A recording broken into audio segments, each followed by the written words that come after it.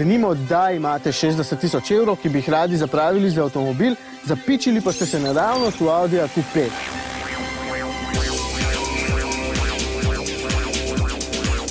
Kombinacija dvolitrskega turbobencinskega agregata in elektromotorja skupaj nanese 180 kW, kar je povsem dovolj. Ker so baterije majhne, sploh ne odžirajo prtljažnega prostora, avtomobil tudi ne tehta toliko kot hiša, se pa hitro izpraznijo. Pa napolnijo tudi. Vse skupaj pa je dovolj, da zmore tak Q5 pri hitrosti do 60 km/h 3 km daleč prevoziti samo na elektriko. Po centru Vipave delam že drugi krog, pa gre še vedno na elektriko, kot sem tudi ukazal s tem gumbom EV. Imam pa občutek, da bo zabave kmalu konec, ker je baterija že povsem prazna.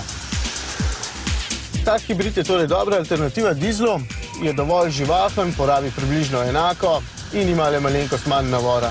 Če bi bil center Vipave plačljiv tako kot London, pa bi bil taksi oproščen. Evo, prednost. Pa še eno vam povem.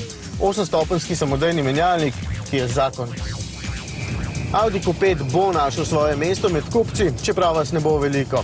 Zanj bo potrebno odšteti vsaj 60 000 evrov, za katere smo že ugotovili, da jih imate, pa kljub temu ne boste imeli niti tempomata, niti Bluetooth povezave, niti parkirnih senzorjev.